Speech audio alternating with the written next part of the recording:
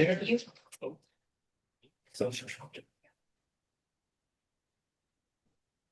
Good evening, everybody.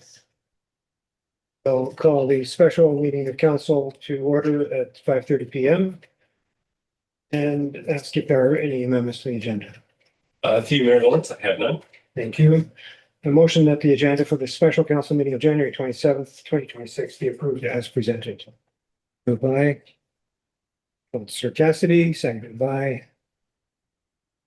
Lego, in favor. Carried. Declarations of pecuniary interest. Through Mayor Lawrence, I have none. Thank you. And we have one item on the agenda tonight, and that's the 2026 draft municipal budget presentation. That said, CEO, I'll turn it over to you. Through Mayor Lawrence, thank you. And good evening, members of council, staff, and members of the public. This evening, we are here to present the management team's recommended 2026 draft municipal budget.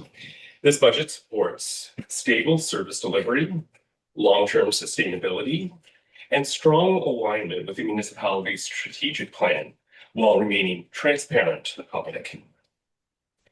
The 2026 budget was prepared in a constrained financial environment. Assessment growth remains minimal, largely due to the ongoing freeze on assessments, which limits new taxation capacity. At the same time, the municipality continues to face increasing operating costs, including hydro and energy, municipal audit and professional services, insurance, and other essential inputs. Responding to these pressures has required careful prioritization, disciplined financial planning, and organizational adaptability. I would also like to acknowledge QP and its local 2141 for their collaboration, support, and constructive engagement over the past several years. Their willingness to work collaboratively with the municipality has supported organizational shifts that allow us to respond more effectively to public needs, improve service integration, and strengthen operational resilience. This collaborative approach has been an important factor in managing change responsibly while maintaining service quality. A significant portion of the operating budget is driven by provincially mandated services where funding levels are not discretionary. These include the Kenora District Services Board, the Northwestern Health Unit, the Kenora District Home for the Aged, the Municipal Property Assessment Corporation, and policing services. While several of these costs increased in 2026, the overall requirement declined, largely due to lower policing costs. The reduction in policing costs reflects more than a decade of sustained advocacy by mayor and council working to address fairness and sustainability in policing funding. Rather than absorbing those savings, the budget strategically reinvests them to strengthen community safety through further implementation of the Community Safety and Wellbeing Plan, the introduction of community navigators, and continued support for the Sioux Peak Detachment Board, including its role in advancing community safety objectives. This supports a preventative, community-based approach to safety. The budget also includes targeted capital investments supported by both local and other orders of government funding.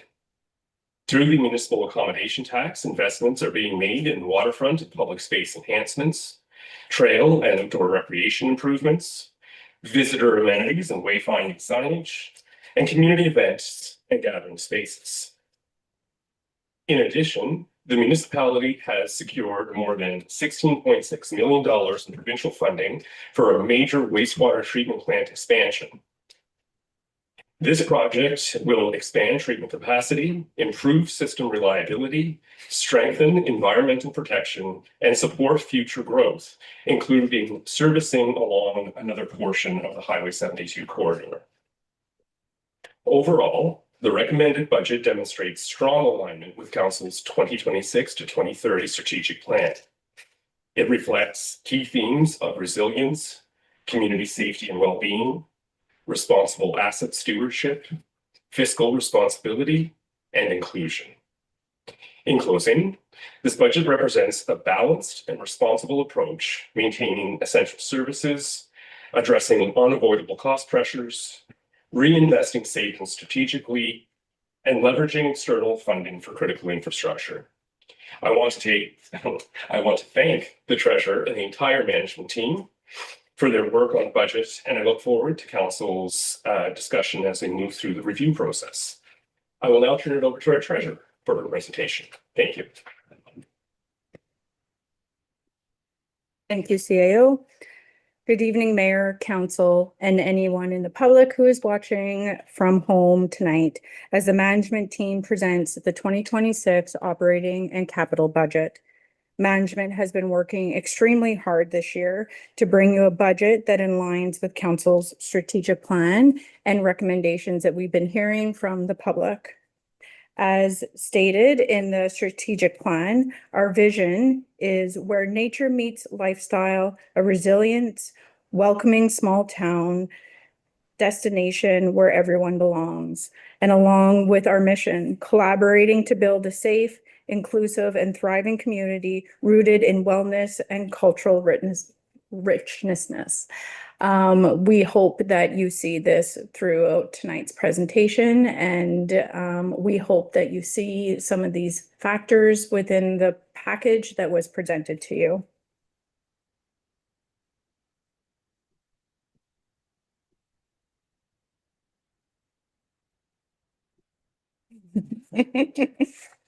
Next. So tonight's budget highlights, things to consider, 2026 known factors. We'll go through the summary of the 26 budget for the operating along with the capital. We do have one donation request that is in the budget as part of your $10,000 that you put in, and then ending with staff's recommendations. So things to consider. There's a couple of different things that have taken into consideration when putting together this budget. So one, council strategic plan. This was a new plan that is driven by council where we've aligned the budget with that. Like all strategic plans, it is a plan that helps drive the budget, not the other way around. We're also looking at assessment growth, investing in municipal assets, community safety, public space enhancements, and investing in staff through enhanced training and agreements with CUPE.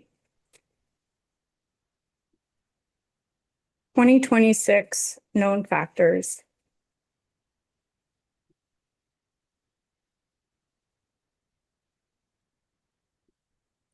So we had an assessment growth in 2025 of 2.7 million, which brought us 56,671. So in total, then that brings us for a 1%. As a tax levy, it'll bring us 135,601. We're hoping that with the buildings that is going to be constructed within Hillcrest and buildings that we've seen with permits that have been coming in over the last little bit, that number, the growth number, will increase over the next couple of years. So we're hoping that starts happening in 2027.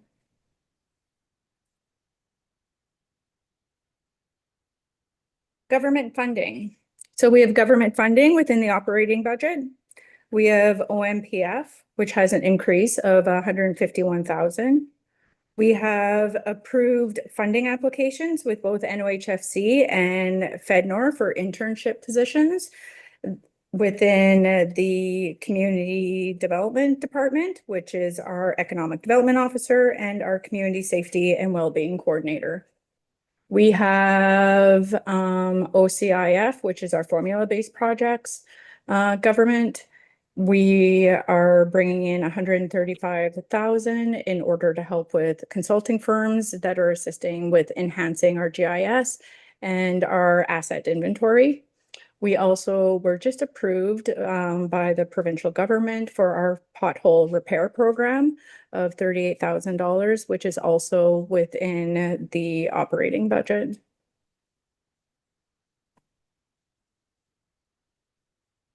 Investing in municipal assets. So throughout the whole entire operating budget, we have multiple different areas that the municipality is now investing in its current assets. So currently we have building improvements. So we're looking at doing improvements to 13 of our municipal buildings that require immediate maintenance. Some of the maintenance that is currently going on is masonry work. We have to do overhead doors. We have to put in backflow preventers and shingles. Some of these are all projects that we cannot do in-house and have to be contracted out. We are starting back up our meter replacement program. So what that is we currently have about 600 meters within our whole community that need to be replaced so that they become wireless. Our goal is to replace anywhere between 80 and 100 meters in 1 year. And that within 6 to 7 years, all the meters within the community would be wireless.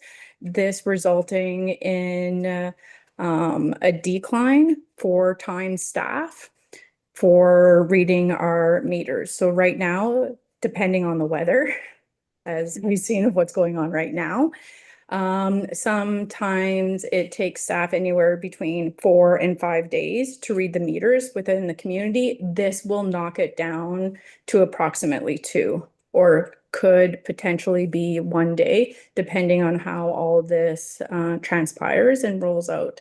So we're looking at replacing anywhere between 80 and 100 meters a year, and so that the whole community would be done.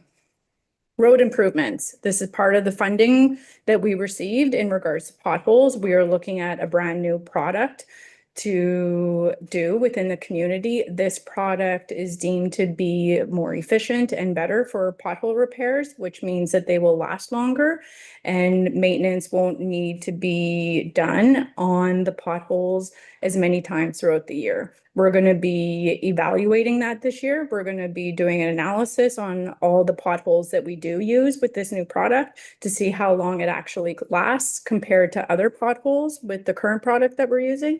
And then we'll have a better idea as to how all that's going to work. We have our cemetery. So we're currently working on finalizing taking over the Evergreen Cemetery.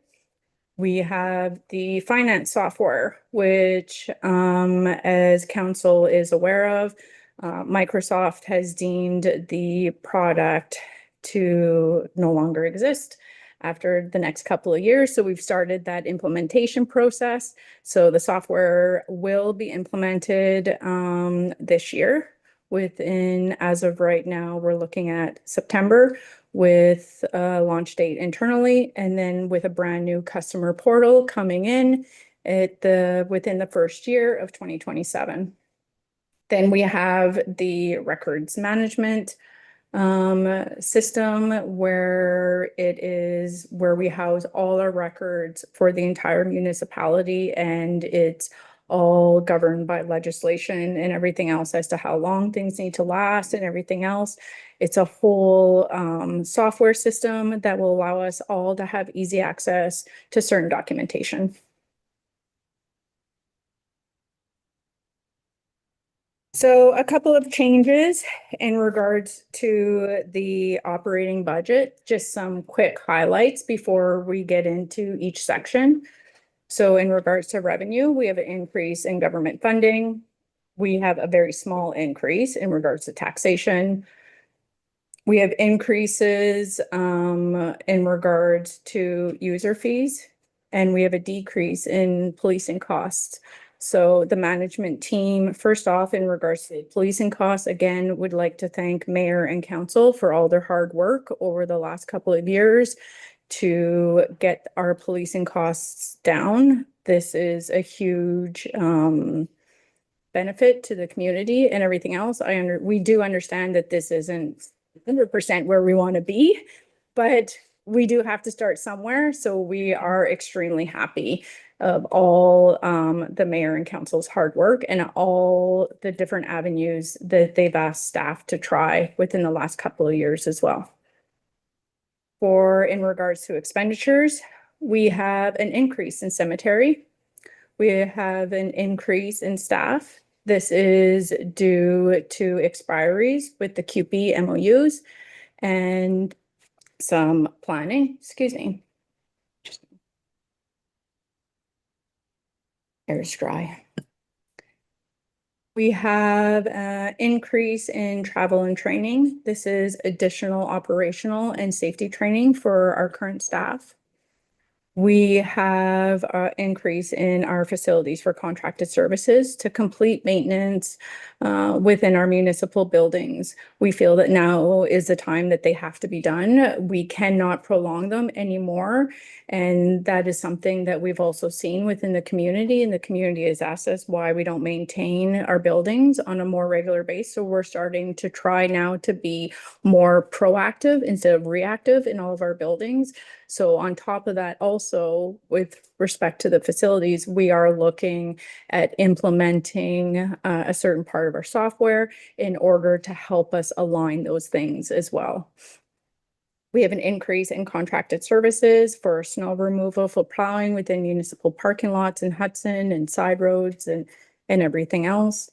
We have an increase to help support our customer portal enhancements with technology integration.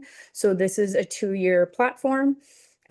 This year, we're looking at the customer portal late fall for citywide, where the public will be able to go onto the platform. They'll be able to apply for all permits. They'll be able to access anything related to their buildings and such like that. And it'll all be integrated with planning and zoning and all that stuff. All documents will be right at hand for the public.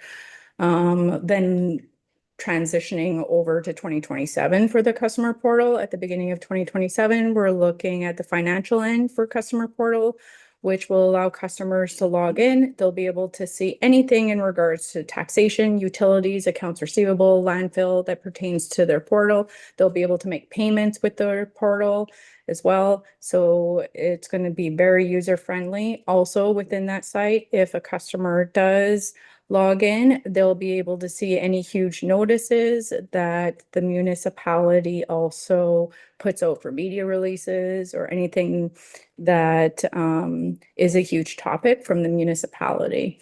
Then looking into the second/third quarter before the ice goes in of 2027, we're looking at the customer portal for recreation. So that is coming down as well. That's all intertwined with the public portal.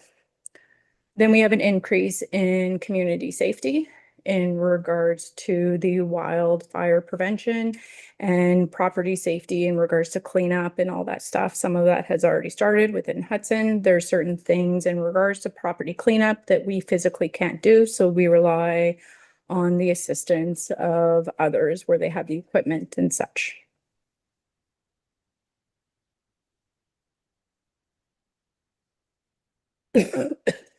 Now, the 2026 budget summary.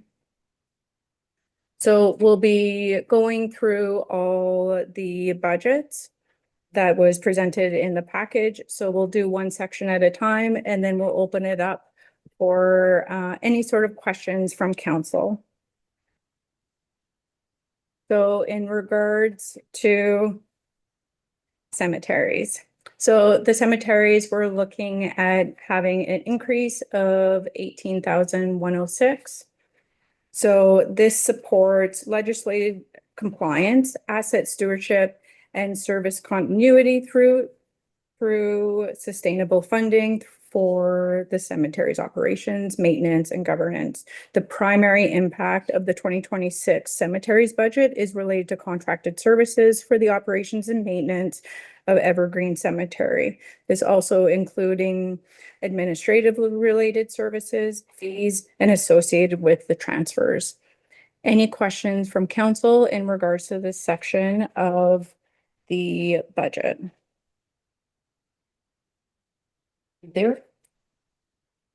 Is there any government funding attached to graveyards?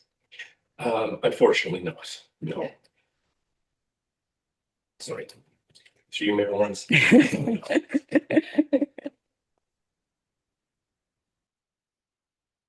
Okay, next, community development. So community development includes building services. So this is when a certain portion of development services department, land use planning and development, community economic and strategic development. So this section of the budget is primarily impacted by realignment of wages among various departments and an allocation of resources for wages and programming material for the new community navigators and community safety and well-being coordinator. Any questions in regards to the community development as they have an increase of just over 80,000?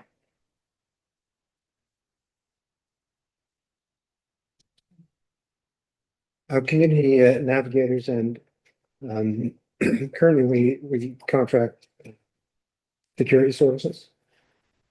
Where are the security services covered in currently, or where will they be covered? Or is this replacing? Through Mayor Lawrence, so our current contract will see security services continue through May of 2026, and then we'll switch over to a different approach to community safety, where we will be bringing on board the community navigators who will work with a variety of stakeholders in the community, agencies, organizations who address and support people who are in difficult social situations and difficult places in their lives. And so we will be, through those navigators, helping connect people with resources and supports to help them. And that, of course, will also be done in a coordinating way with the existing organizations in the community. One of the things that we've observed over the last number of years is organizations in the community are doing a lot of really fantastic work. But the coordination of those services is sometimes difficult to administer. So in the past, the municipality has played the role of convener and bringing people together and sharing resources and optimizing service delivery. And we hope to be able to continue that on both levels, both on the engagement with agencies, but also on the front line of actually working with people as we meet them where they are in the community. Thanks. Yeah, I think it's a great path forward. I think it's we talk about reducing policing costs. What we're really doing is we finally got a better discount for our policing. The amount of policing, all the while we were advocating for reducing policing costs through a discount, we were also advocating to reduce the need for policing. Unfortunately, that need has been there because of lack of other services. I think this service, this community navigators will, I think it responds to many of the things that the community has been asking for in terms of, let's just say, I'll use that word, dignity in town. I think it gives dignity to everybody. And I think it's I'm very looking forward to seeing how this works out. I think it's a very positive move. Councilor Costa. I agree with Mayor Lawrence that this approach is going to, I believe, save us money in the long run. The initial investment might seem large to people, but this, like you said, it is a dignity piece that is eventually going to be a cost savings that we'll see. And plus, it will enhance our community. It will make the community safer. It'll make it friendlier. It will improve our community. So and people have been asking for this. So this is you've listened to what people have requested, and this is a big step in the right direction. Just want to say kudos to the CIO, because I think you brought this idea back from initial investigations, and then seeing it at the conference, the Community Safety and Wellbeing Conference you attended I think in Nova Scotia this year where this was featured and it's beginning to take hold in different places across the country. It's in this, I think it's in a not a conceptual stage, but it's in a formative stage and will be, I think, towards the front of that. So well done, staff. Thanks. Councilor Cassidy. Sorry, I just wanted to pile on too.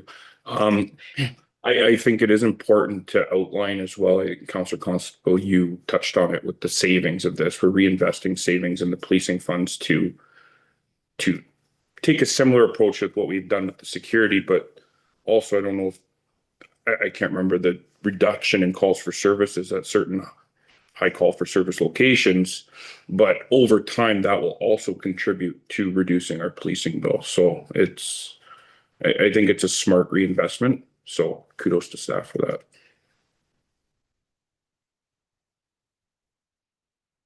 Okay. Next is corporate services. So corporate services includes the treasury, the administrative and IT division, and legislative and regulatory services that helps the whole corporation as a whole. So that budget has increased by 176,571. So the primary impacts of the budget are related to positions and wages related to the collective agreement, IT infrastructure security, new finance software, and records management. Are there any questions in regards to the corporate services changes within the budget?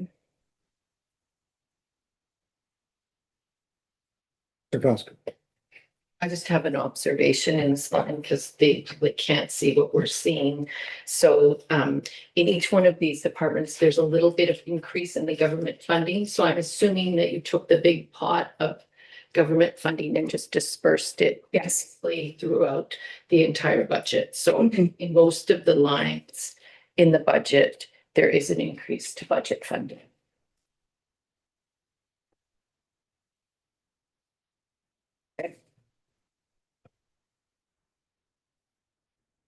Facilities. So we're looking at an increase of 191,568. The municipality currently owns 22 buildings within the community. And with that, we have multiple buildings that we're looking at currently doing maintenance on this year, which is a critical part of what needs to be done and which is what increased the budget the most. Any questions in regards to facilities? Mr. Cosmo. Sorry, I'm asking so many questions, but it's what That's we're okay. here for. Now, in the facilities, I couldn't just see it in there. I'm hoping it's in there. Is there a plan? Like, we don't know what the plan for Hudson is, but we know there is a plan coming and it's going to require funding. Is there any funding set aside for this besides the $300,000 we've already set aside, or what's the vision for that? So as of right now, with what council gave direction, I believe it was last week at the council meeting, was to create that committee in Hudson. Once that committee is established and everything else, we'll be able to have a better idea exactly what's going on. We are pooling more money into the building reserve so that we'll be able to hopefully use some of that with whatever sort of decision comes down. Like anything else, whatever comes down from Hudson will always come to council first for approval, and we'll have to decide then and there what exactly we are doing. So we are holding those funds within the building reserve and not using them anywhere else, knowing that something is going to happen in Hudson, but we don't know exactly what that's going to look like as of now. Just to be clear, a commission, not a committee. Correct. Right. So procedurally, so if they come back from the commission and they have a request and we approve it, we just add that money to the budget, or how does that work? Yeah. So essentially, it would be a mid-year transfer from reserves into the operating. Whatever time of year, sorry, I shouldn't be so much as to when. Councilor Cassidy. Yeah, could you just maybe expand when I see we've obviously saved some money in employment costs here. And we're adding contracted services. Is that employment savings because of the combination between facilities and rec now and that? Yeah, so Elsewhere? that is correct. The CAO last year has been working very hard to change that structure. So this is now that full structure that he had envisioned is now within the budget. So some of those wages that you see that went down has kind of moved to other areas of the budget. So now this is all in line with the changes that the CAO made. Okay, perfect, Yeah. thank you.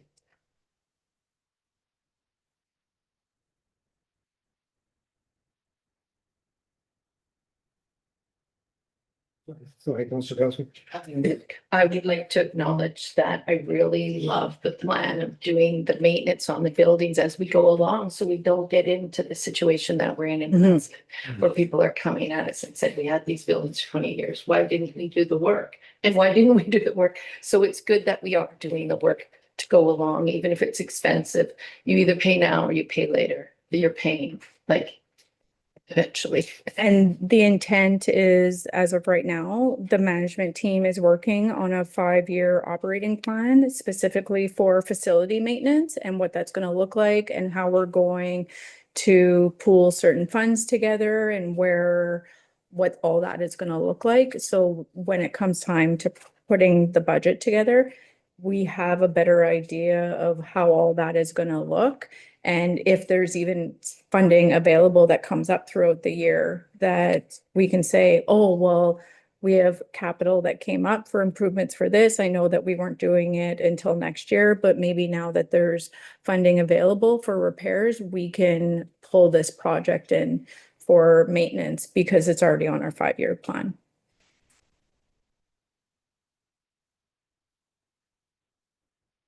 General government. So general government has increased 132,041.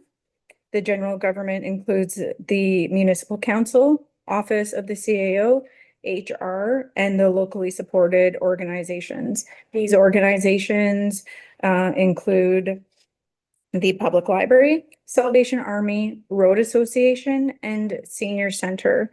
The primary impact of the budget relates to positions and wages, along with the increase for the public library and the road association.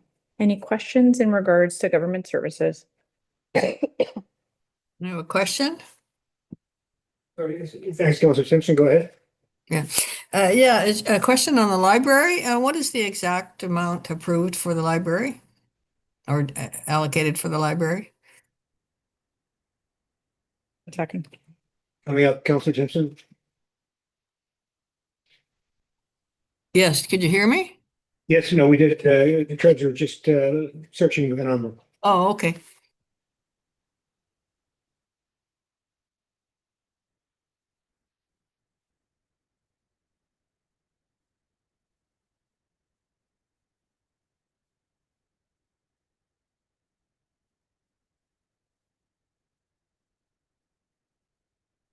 Deep in the vaults of the library, dust is being blown off shelves.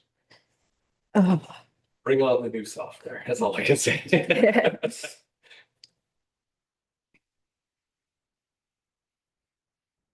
Maybe I should ask a question while she's doing that. We should maybe let the public know that we have sort of changed the funding for the library, have we not? We've downloaded more responsibility to the library, so they're doing more than we were doing certain things for them before, but we've downloaded that to them, so they've taken that on. They've got a new CEO, things seem to be going well there. We've come to a great agreement with them. We're looking at, so the library's portion is 431,029, which is an increase of 39,573. And that significant increase is really related to the new arrangement between the library and the municipality.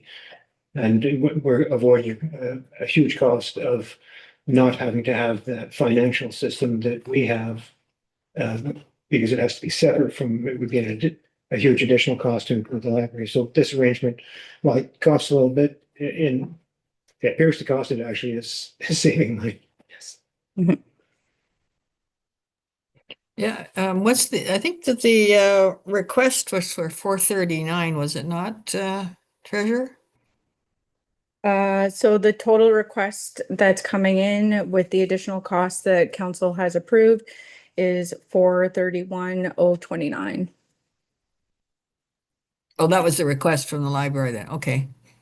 Yeah. Thank you.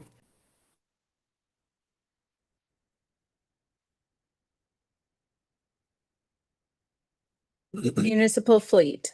So municipal fleet has gone up by 70392.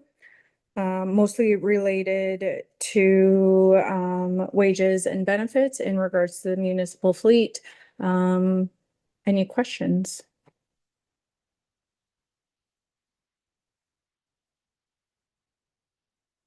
Okay.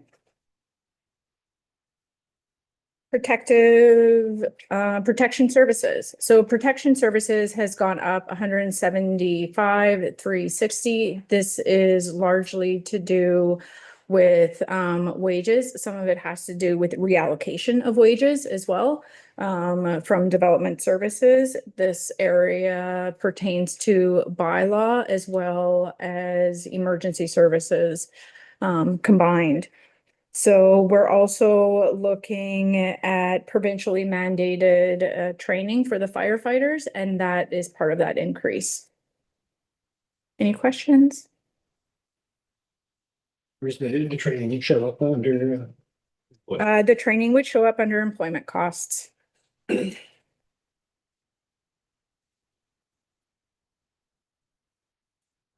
Recreation and culture. We'll see a decrease within their operating budget of 78,510. This is mostly due to wage allocation changes as well. We also are doing improvements to the boat launch, we have enhancements for community events that we're looking at partnering with other organizations here in town. Any questions? I'm just, when you said the reduction has to do with wages, is it due to reorganization, restructuring of departments, right? Yes, that is correct. You made it sound like wages were going down. Oh, no. We're all, yeah. Council Costello. Now, I noticed that in 2025, we had other revenue, but we don't have it. So what was that other revenue? I think it was So $15,000. the other revenue came from mat tax. So council had requested to put more garbage cans throughout the community, and that's what that is. So the remaining of the garbage cans are being installed this year. So we've already expensed all those funds in 2025.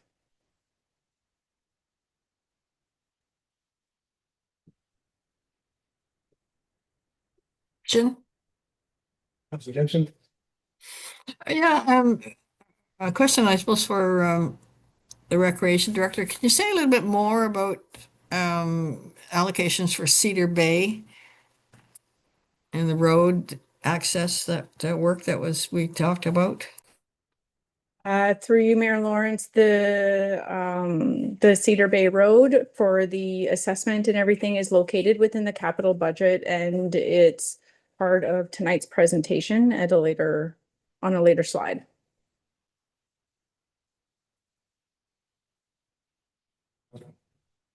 I missed saying that hats off to the administration of the rec center.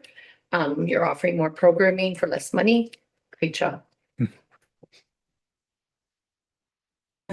Taxation. So we have a little bit of an increase in taxation that you can see. The difference from the growth of taxation and what is presented here is we anticipate more supplemental bills that are going to be coming in 2026 with the building permits that have been closed in 2025. So that's why you see the increase within the taxation, as we're expecting more supplemental bills to come in. Any questions?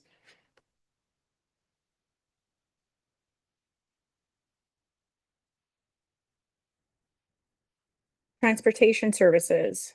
So transportation services includes airport, which is also where our fleet management is, engineering and capital projects, as well as our public works in regards to roads.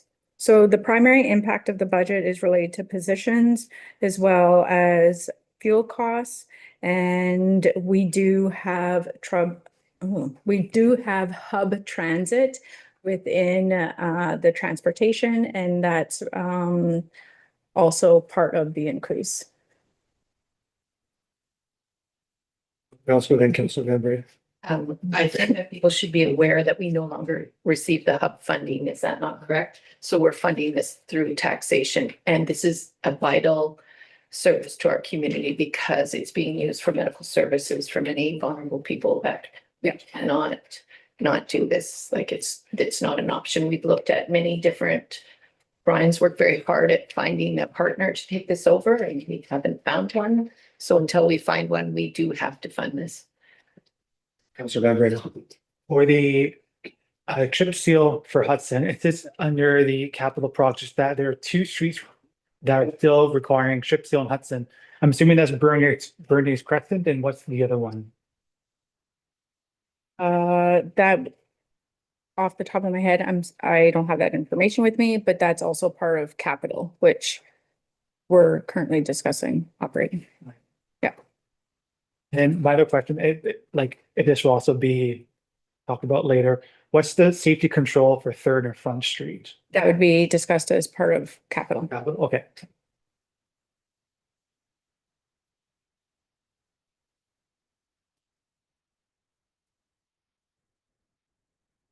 The waste management, we have a decrease within the waste management that pertains reallocation of wages along with some of the extra revenue that's coming in for post-closure and closure costs.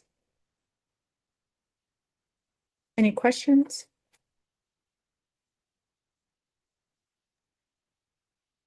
Yeah. Oh, A question? Councilor Gibson. Yep. Go ahead, Yeah. Councilor Gibson. Yeah, is that taking into account that we no longer pay for recycling? Or am I correct, was recycling was paid for by a grant? I'm just not clear on that one. through you, Mayor Lawrence, the recycling program hasn't been part of the municipality for the last couple of years. It was removed 2 years ago from the operating budget. These are just changes within the norms of the operating budget. And yeah, the recycling program in regards to how it's changing right now has to do with external agencies. Okay, thank you. CAO, did you? No, you're good. Okay. The PLAS has gone down due to OPP costs. Everything else has increased slightly, but not too much.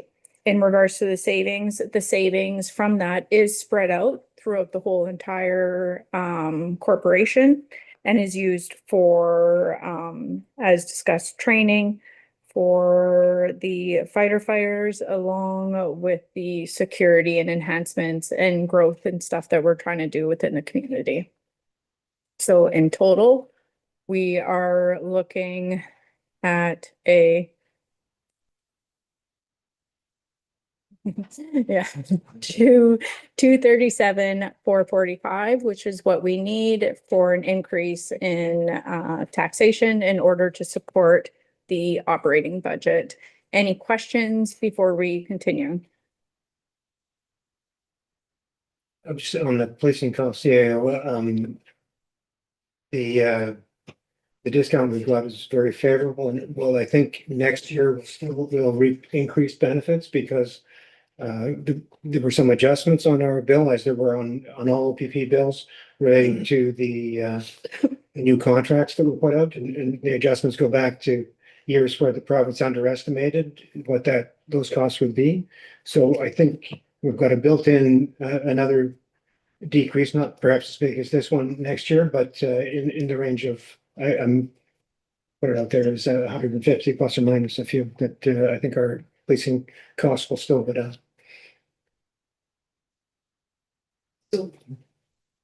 So then will we, since we've had a decrease this year and we've spread it out into our budget, if it goes up again next year, will we have to increase taxes to absorb that, or will we be able to just absorb it?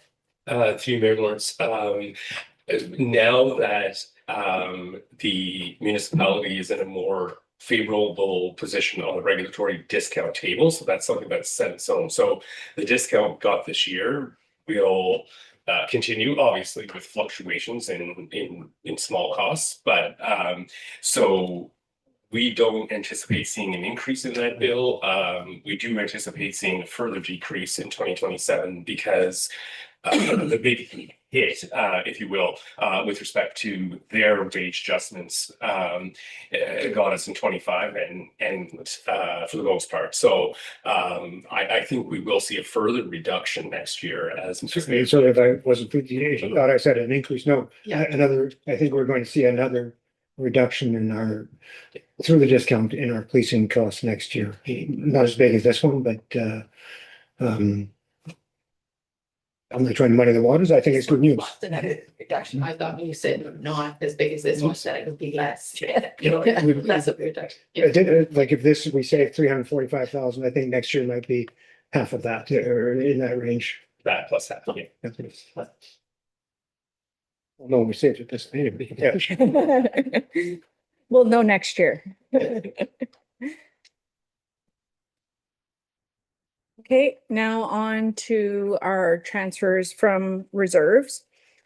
So we're looking at pulling approximately $293,000 from various reserves into the operating budget to support ongoing current items or one-time projects that are occurring this year, which have already started. We have the 35 for the council donation request. So that also includes the donation that's going to the hospital for the MRI. We have the support for the new transition of all the IT security records management and tech integration. We have a small pull for the financial software. We have the elections. That's always funded through the reserve. We never use taxation dollars in order to support it. And then we have the heavy and light fleet for the last little bit of the leases that we currently have. So in regards to transfers then that we're doing to taxation, we're looking at a total of 702. All these transfers are dictated within the reserve and the reserve fund policy that council has passed. And then in regards to transfers to reserve from user fees, we're looking at just a tad over $1.1 million. Some of these are due to legislation. Some of these are due to council's choice for moving some of those funds into the reserves. Any questions at all in regards to the reserve transfers? It's related. Just in regards to landfill closure, is that from the tipping fees? Yes. How's the council? Are we on track with the landfill closure fees? Like at one point, we were a little bit behind. Have we caught up? We have not caught up. We are looking at doing an updated report to council on all the details of what has kind of occurred last year and what we're anticipating to occur this year, and give a couple more recommendations to council to review, and then we can decide from there. And with the reserves, we had put the surplus into the reserves to be discussed later.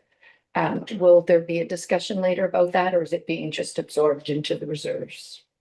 Yes, so we put the surplus in the general operating reserve, and that's where it will sit until yes, and then that will come to council in the next few months. So usually what occurs with the surplus, it automatically goes into the general reserve. Then what we do is council decides, a report's brought, council decides which reserve they want to transfer those funds to help support infrastructure projects or other large projects that are coming down the pipe.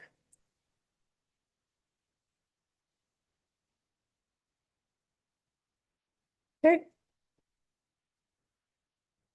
Capital. So we'll do these in a couple of different sections. And then council can ask the manager, who is the lead on those projects, any questions. So Can I ask the question just to start? Does this reflect the 10-year capital planning exercise that we went through? it does. Because there aren't really changes from what we did in that exercise. Nope. And I So ask you to highlight those changes if there were, but okay, there are. Yeah. this is now a time that council would vote on whether or not the project goes through or whether or not it gets delayed. So in regards to the airport has 3 projects starting in 2026. The airport parking lot expansion, the runway sweeper, and the chemical spreader, totaling $6.5 million. Does council have any questions in regards to these 3 projects? Just a reminder of where the capital comes from to fund that. Yeah, so all different projects are funded various ways. So the parking lot expansion, we're looking at through some of it through reserves, some of it through long-term debt. The long-term debt is paid with airport user fees, so it has no taxation. The airport reserve is built with airport user fees as well. So My point is that this is funded entirely from airport generated revenue. that's correct. You don't need to go into any more detail. I think that's just important to put out. Okay. Trust Costa. And when it goes to long-term debt, the debt is serviced from the airport. That's correct. So it doesn't cost taxpayers money. Yes. Yeah. Okay, no questions. Next. So we have the Centennial Center project for 250,000. This is represents work that needs to be done within our HVAC system on our basement and on the main floor. We have backflow preventer that needs to be installed along with masonry work. Any questions? Okay.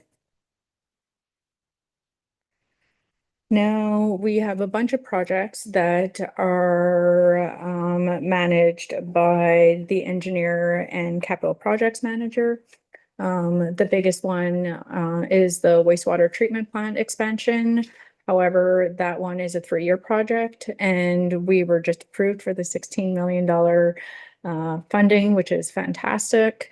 Along with the other items that have funding associated with it are the pedestrian bridge, the Pelican Park infrastructure, the Hillcrest Hub also has a certain percentage of it, I believe is 500,000. That's part of that project. We have funding set aside for the chip and seal in Hudson and Cedar Point and West Point Road. Let's try that again. We have the chip and seal that needs to occur down Sturgeon River Road. We have the Cedar Bay Road access and design that is part of reserves. Any questions in regards to any of these projects? So Gabriel and then Councilor Legal. So I was asked the same 2 questions again. So what were the 2 remaining streets in Hudson requiring chip and seal?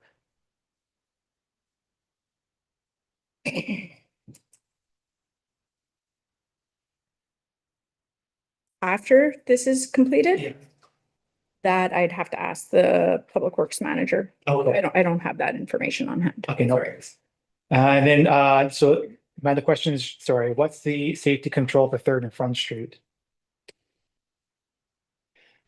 Through Mayor Lawrence, so As council is likely aware, the Front and Third Avenue infrastructure project that was completed introduced a left turning lane from Third Avenue to Front Street.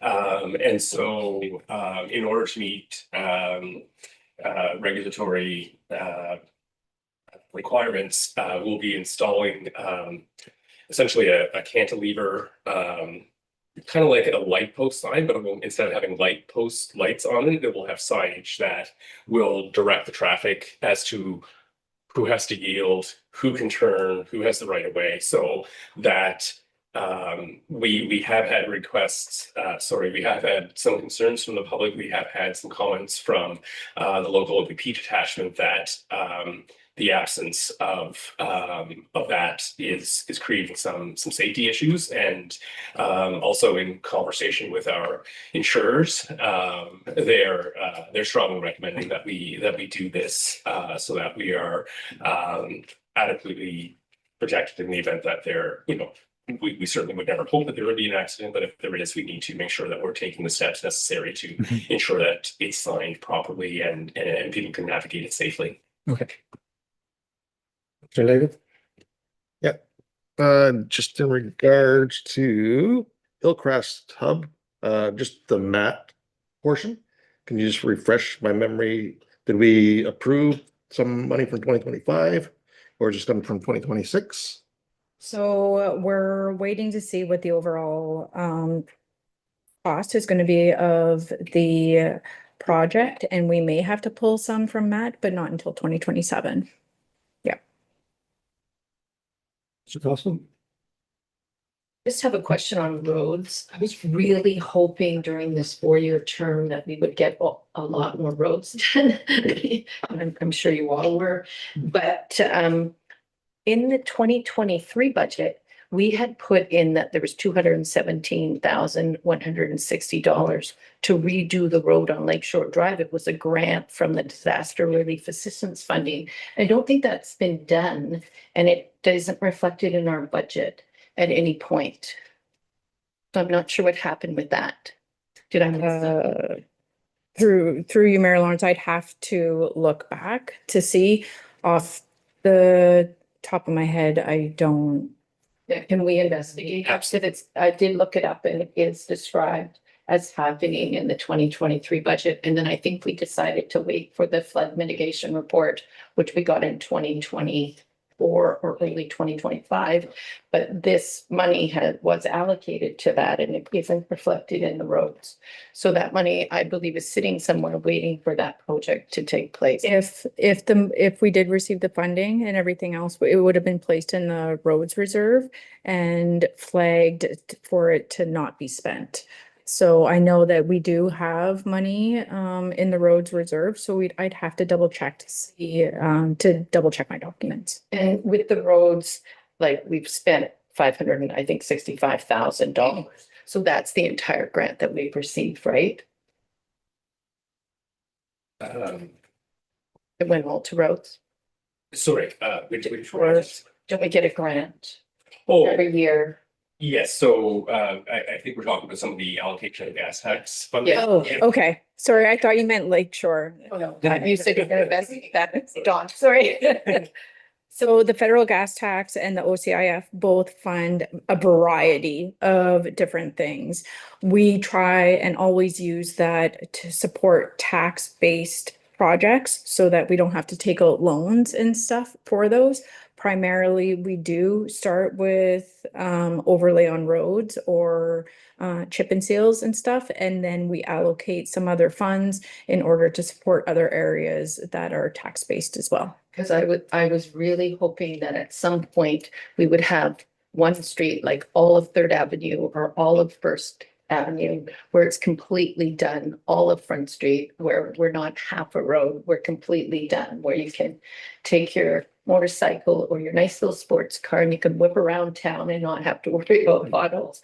So I'm hoping that in next year's budget, that's happening. Yeah, Is there any overlay plan for this year? to Mayor Lawrence, the chip and seal work has been deferred for a number of years, and that had to take priority this year. Yep. First time we were Councillor Timpson. She's been waiting for it. Councillor Timpson. Oh, yeah, my question again on the Cedar Bay Road. We've been waiting a long time for this. I believe you've had 50,000 in reserve for several years. Will this be done this year and completed? That's my question. And is 100,000 going to be sufficient? Councillor Timpson, this isn't for capital work. This is for assessment, planning and design. Mhm. And then the amount of capital would be determined and council would decide whether they wanted to go ahead with that. I hope I'm not misspeaking, but That is correct. $100,000 for design. Okay. And will it be done this year, I guess, because we were hoping last year it would have been done. We do intend to complete the design phase this year with, and then council will have to make a decision on the capital outlay in 2027 to do the actual road. If that's the direction council decides to proceed. I think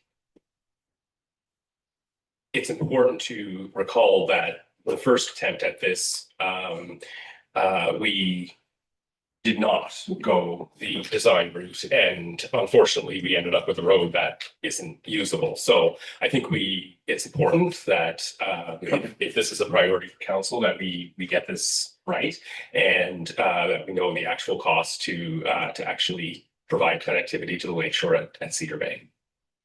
Councillor Van Breda. Talking about roads, I remember last year's budget, Councillor Costco talked about saying that wanted a list of rural roads that are in line for repair. Can we get that this year? Through Mayor Lawrence, so we have an internal working list, but that is influenced by available funding. So one of the challenges in providing a list is that it's a changing document, it's a living document. And so it's driven by a number of considerations, available funding, how any particular year further impacts that road. If you see higher traffic volumes, for example, then that's going to create more wear and tear, and that's going to have to force that street to go up the list a bit. So we can certainly circulate a document to council, but it wouldn't be something I'd be comfortable sharing with the public because they would expect that if you have 1, 2, 3, 4, 5, that they're going to be done in that order. And for the reasons I mentioned, sometimes that order does change over time. Okay. Just a question on the first $9 million item for the WWTP project. In our media release, we gratefully acknowledge 16 million and change from the province, which is a huge. But I thought we said that our municipal input was 6 million. Yeah, 6 million and change. Through Maryland's, that's correct. That does include our contingency as well. So that would be the maximum municipal input. Sorry, 6 or? The 6.1 is the maximum municipal input. What you're seeing is work for year 1, the 9 million. And that will be partially funded from 16 and to 6. So this is all municipal money. This is correct. This is Thank you. Sorry. Yeah. This is total expected expenditures for that project this year. Yeah. Any other questions? Okay. Next, we have heavy fleet. So we have the fire truck, which we ordered already and was approved by council in 2025. We have a trackless for winter operations. This is a huge must right now for Public Works as their current trackless is starting to have some problems at the current moment. And we've consulted with mechanics, heavy fleet mechanics as well, and they've recommended that we replace it. We looked all over the place for used and brand new, and it was determined that a brand new one is the best route to go. The street sweeper, which we've discussed with council, which was built in the 1990s and is in fair need to be replaced, along with a box blade for a loader. Any questions in regards to the heavy fleet? Just a comment from Roma and maybe Fire Chief can, I don't know if it was in a plenary session or not, that municipalities that have councils have made decisions to underfund the replacement of fire equipment are in a bad way right now. And it's my understanding that over many years and the decades that we have not gone that route, that we have always funded our fire and emergency equipment, and it's, I think, paid off. Through Mayor Lawrence, absolutely. I agree with your assessment. This council and prior councils have prioritized emergency services and protection to the public. Understanding that those types of equipment are costly, but they're also critical to community safety. And so this council and prior councils have been very diligent in ensuring that we are continuing to put money aside to help fund those expenditures when they're required. I also just wanted to acknowledge that we have been fortunate with efforts to obtain various grants to support really important work that the fire service is doing.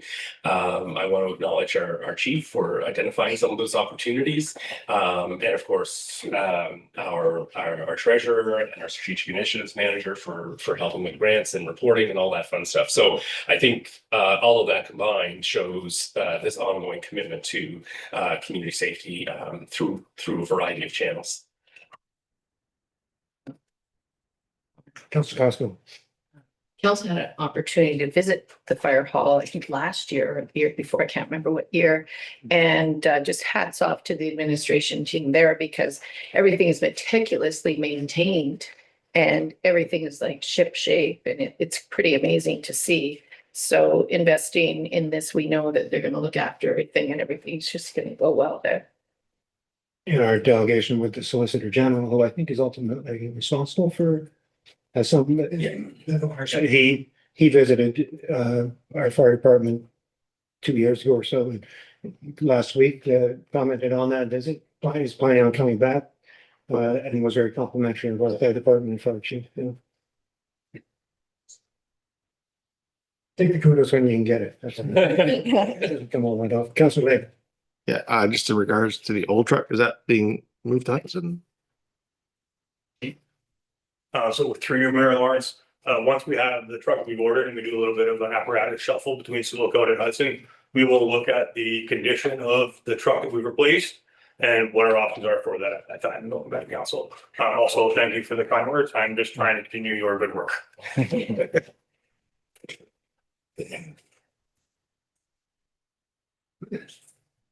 Councillor Van Breda. One last question. I remember reading in on the news maybe a month ago that Sioux and Hudson were given money through the provincial government. I think it was 36,000 for the Sioux Fire Department. I think 16,000 for the Hudson Fire Department. What was that for? Through you, Mayor Lawrence, thank you, Councillor Van Breda, for bringing that up. So these are for the municipality of Sioux these are fire protection grants that we have accessed over the last couple of years to help with some of our projects relating to community education around how to protect your property and your values from wildfire and that type of thing. But also, just a point of clarification, because Hudson is part of the municipality, it doesn't get a specific allocation. They're actually referring to the Hudson in Northeastern Ontario. Yeah, that's right. So that was a bit of an error in reporting. Yeah. I would have gladly taken it, but unfortunately it wasn't allocated to us then. So I think Jeremy wanted to. Oh, so I was just going to make sure that Brian Okay. remember where that came from.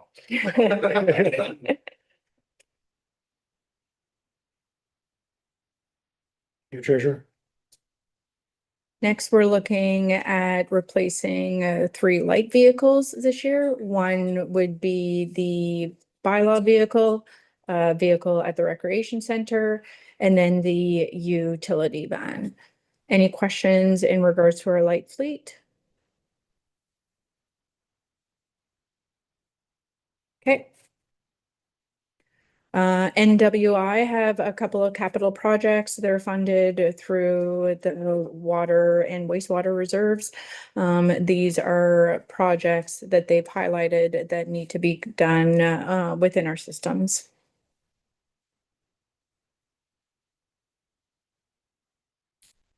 We have two projects in regards to Public Works. The streetlight replacement program. That's a program that we currently have going on for the next couple of years to replace streetlights. We contract that out to Sioux Hydro in order to do it. And we're replacing 10 streetlights and poles over the next little while.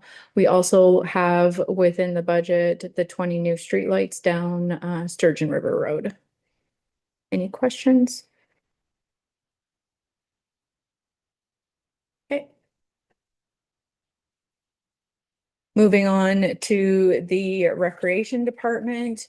There are a couple of different projects that the Recreation Center is currently working on this year, totaling $217,000. Any questions in regards to the projects shown? Councilor Nagel. Just in regards to the mat again. So we're still waiting for 2025 info. That is on a slide coming shortly. Oh, okay. I was just curious because I believe 2024, the municipal allocation was 186,000. And we have Matt over that. So we have a slide, I believe it's coming up next, that lays out the MAT tax funding and where it's all currently being allocated within the 2026 operating and capital. Wait for that.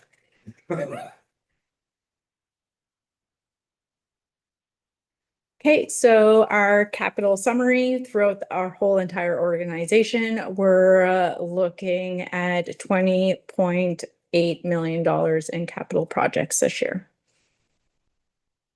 So a lot of work that is being conducted within our assets. Any questions overall regards to capital? Councilor Van Brugge.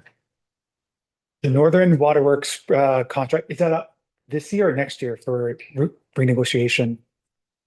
Through Mayor Lawrence, we will be issuing a tender for those services in 2026. It'll be awarded later in 2026 with a 2027 start date. Yeah, so this is the final year of the current contract, and we're issuing a tender to solicit competitive bids.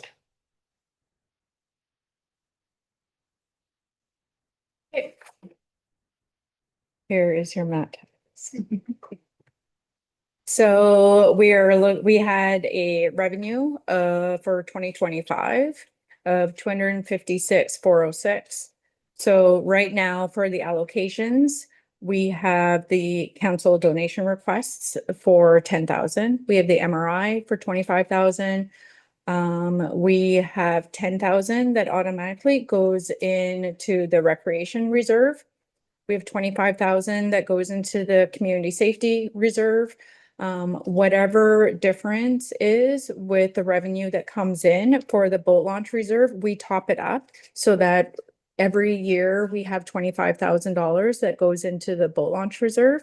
So that line there fluctuates every year depending on whether or not we get more or less revenue coming in from the boat launches. Staff is requesting for the boat launch cement pads to pull 50,000 from there, and then for the rubber matting at the playgrounds at the Travel Information Center for $100,000. So what it looks like we'll have still a little bit remaining of $28,000 within that, which staff is recommending to just leave for right now in case we have more donation requests come in like we did last year, as well as if we have any sort of fluctuating of funds on projects. The one thing that we do want to bring to council's attention is today we were notified that the Trillium Fund is releasing capital government funding We are eligible for the rubber matting at the playground for the TIC. So applications are due at some point in March. So we are looking at putting in an application for that. If we are the successful candidate, then that will release some of the funds from this and that we can allocate towards other projects. Mr. Thompson. I think earlier this year or late last year, we talked about increasing researching the possibility of increasing the mat tax. Where are we on that? Because I noticed that Winnipeg was just there, went to 6% and we're at 4%. Through Mayor Lawrence, yes, we are still looking at the specifics of that, but I do anticipate we'll have a report before the end of the first quarter. So then we would be able to increase it this year, or would it be in 2027? I would suggest it would be 2027. To make a change partway through the year causes some extra challenges for the operators. Yeah. Councillor Van Breda. And so would the banners on Wellington, is that being done this year, or is that not with our part? That's just with the committee, the MAC tax committee? Through Mayor Lawrence, yes, that's a project of the that's being funded through the Municipal Accommodation Tax Committee, and that project will be completed this year. This year? Yeah. Also, perfect. Since we're talking about mat tax, we should probably put that out to the public because there's always confusion about that. Mhm. There's two halves of the mat tax. We only have half the money. The other half has gone to a committee at the Chamber of Commerce, which organizations can access to do work in the community. So there's not only our $10,000 available, there's the whole 259,000 portion that the Chamber of Commerce Committee manages. That's correct. So people need to be aware of that they can access that money to do work within Sioux. Mayor Lawrence, if I may, through you. Also, we are in the process of developing a website for the community side of the municipal accommodation tax to really promote it, to make applications more streamlined through an online intake. And so that we hope to see that launched in 2026 as well. There was a community initiative done through community initiatives, I think, for suggestions of projects from the public late in the fall. Mhm. Just wondering about the status of that, and was that funded last year, or is something going ahead, or? I know it's relatively small. Yes. Through Mayor Lawrence, yes. So that project will there was $20,000 set aside, and that will be expended this year. It was from 2025 budget, not this year's budget. This year. Yes, Okay. that's correct. So that those funds will be expended on a lifeguarding program at the town beach. Thank you.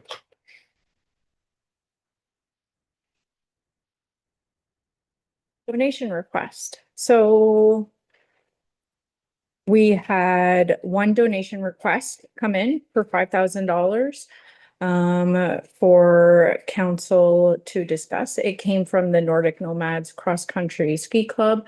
They're requesting $5,000 from your $10,000 allotment. They're looking at wanting to purchase 2 heavy-duty brush saws for a total of $2,500, an air compressor for $15, and a ski waxing stands for $1,000. They currently borrow right now from their members for their ski waxing. So they're looking at wanting to purchase their own.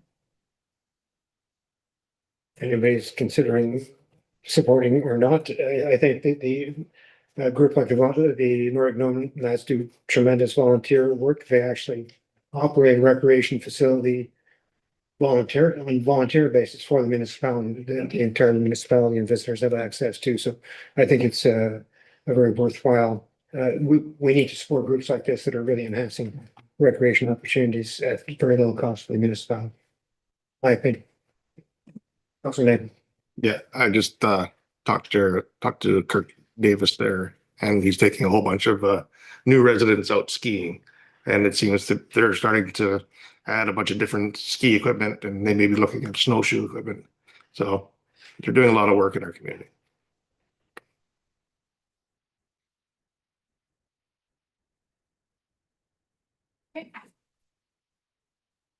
Now on to staff's recommendation.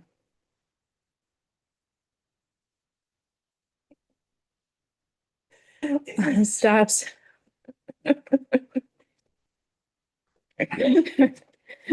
Sorry. Staff's recommendation is that council approves a 2026 operating budget of $42.5 million, which we need a 1.75% tax levy increase for that, as well as that council approves the 2026 capital budget with associated fundings. Questions, comments?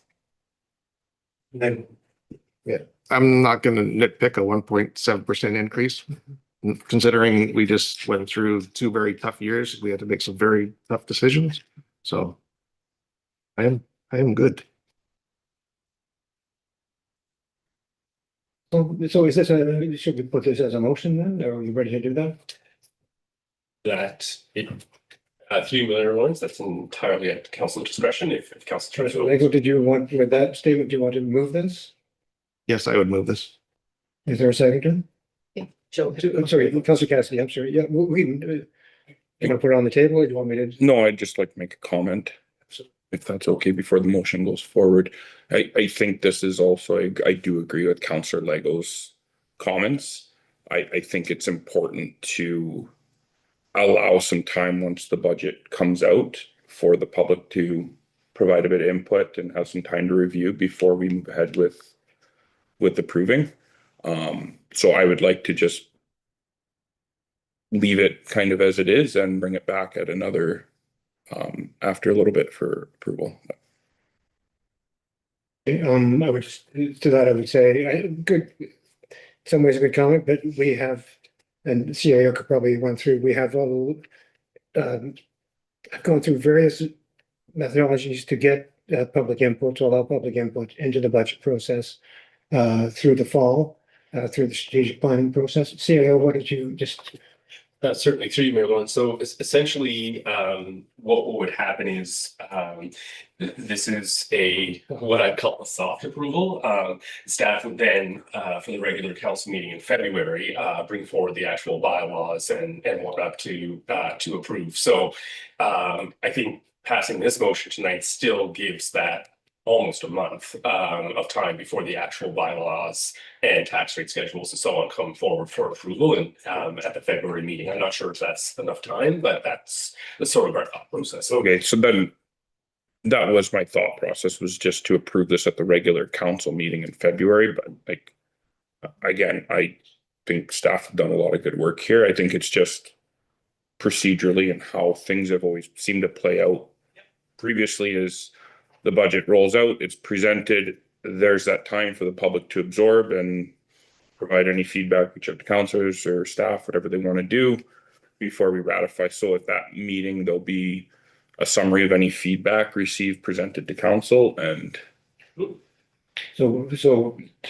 would we then move a soft direction, how do you do this, soft direction staff to bring a budget with a 1.75% tax rate increase to the February council meeting for final discussion and approval, including the review of any comments received from the public.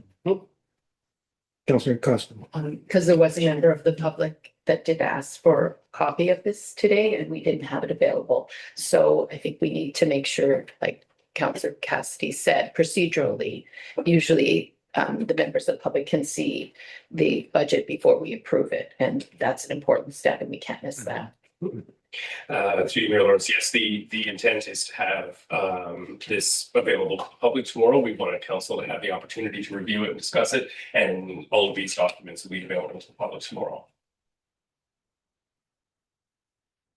Yeah, sorry, okay. Look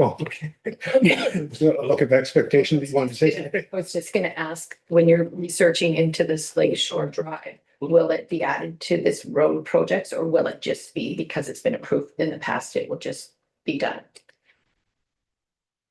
Through you, Mayor Lawrence, we'd have to look to see what all that entails and everything else, and based on whether or not we have the capability this year, depending on what that is, in order to take on another project. But we will at least bring back in February at the regular council meeting what we've found within that. Yeah. So, okay, for direction to staff to bring back budget at 1.75% and the capital budget associated funding to February council meeting for final discussion and potential approval, and also comments from the public. Now, keep in mind that might be comments from the public said we want a 0% tax increase. Yeah, we'll take that into account, but I think council has reviewed this and are thinking that 1.75% is but that's for the next council meeting. Is there a seconder for that? Councilor Cassidy, any final discussion? Councilor Timpson. Yeah, just a comment. I think it is a wise decision to defer it until February, because I felt that the way the budget was presented was very clear, with the description of what needed of the department, what needed to be done, and how it fit the strategic plan. So I think that will be a very valuable tool for the public to review before they make their comments. And I think so. I think that's a great idea. And I just want to say one more thing. I think you folks need to know that Mayor Lawrence has spent 10 years, 10 years more, maybe more than that in Mayor Lawrence, 12 years, right? Going after the Solicitor General for this reduction in police costs. So kudos to you.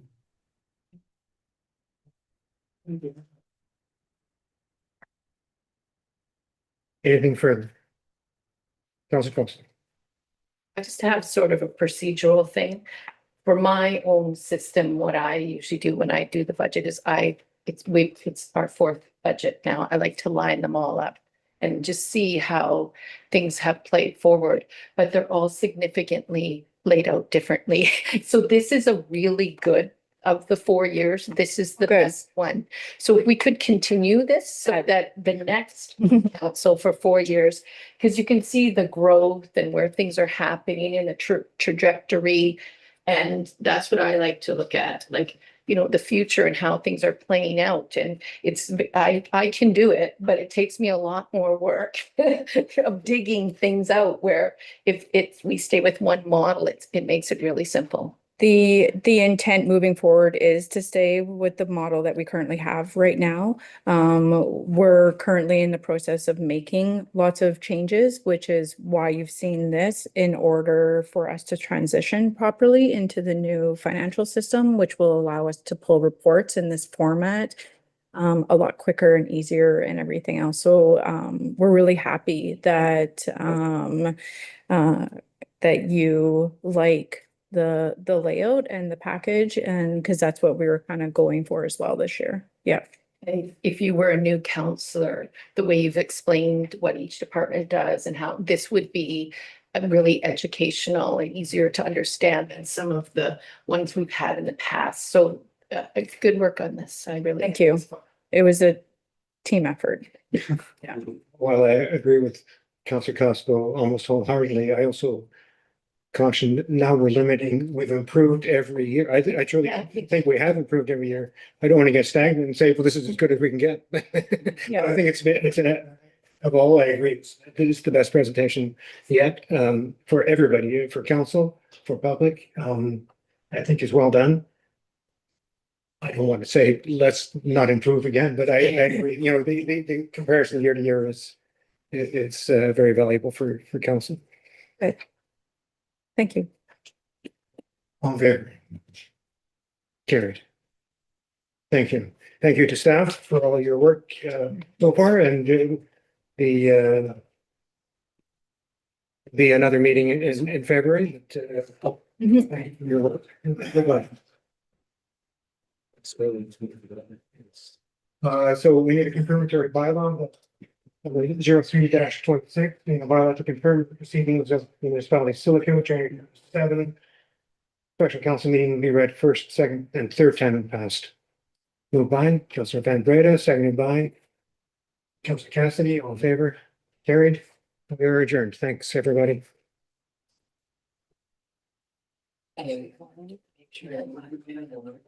We're gonna take which. How about that right now? Oh, is it? What do you think?